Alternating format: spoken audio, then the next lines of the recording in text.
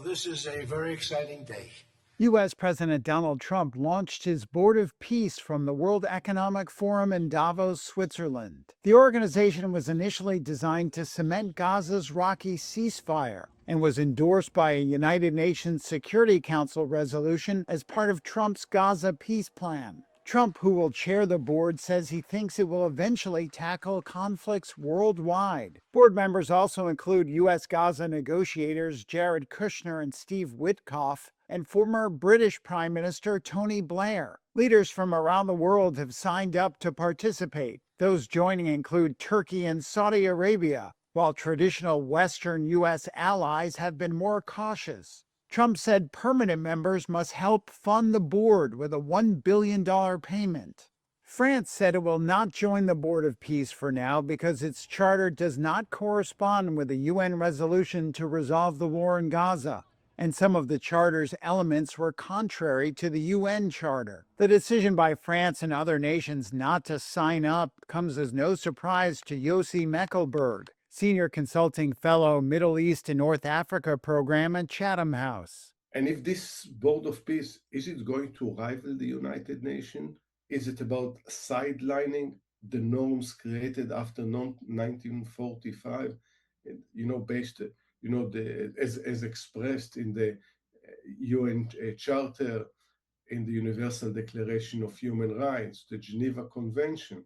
So I'm, for one, not surprised that countries that believe in norms-based, rule-based world order are very wary of joining such a body.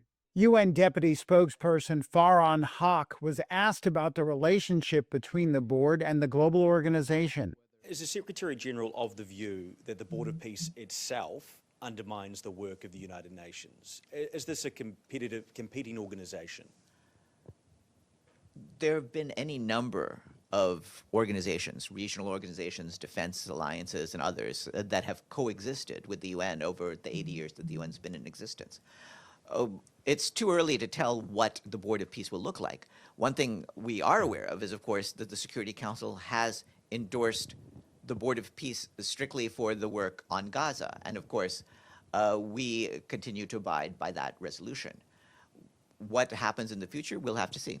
Trump has criticized the UN as ineffective, but said he still believed in what he described as its unrealized potential. Do you want your Board of Peace to replace the UN? Well, it might. I mean, the UN just hasn't been very helpful. I'm a big fan of the UN potential, but it has never lived up to its potential. The UN should have settled every one of the wars that I settled. I never went to them. I never even thought to go to them. They should be able to settle those wars. They don't. I believe you got to let the UN continue because the potential is so great. Board member Jared Kushner said for now he is focused on the next phase of the Gaza ceasefire deal. It would address funding for reconstruction in the territory, which lies mostly in ruins, as well as disarmament by Gaza's dominant Palestinian militant group Hamas, one of the most intractable unresolved issues. Number one thing is going to be security. Obviously, we've been working very closely with the Israelis to figure out a way through de-escalation. And the next phase is working with Hamas on demilitarization, which I'll talk about in a second. But without security, nobody's going to make investments. Nobody's going to come, build there. We need investments in order to start giving jobs. Israeli Prime Minister Benjamin Netanyahu said he accepted an invitation to join the Board of Peace. Meanwhile, Palestinian factions have also endorsed Trump's Gaza peace plan and given backing to a transitional Palestinian committee meant to administer the Gaza Strip with oversight by the Board of Peace.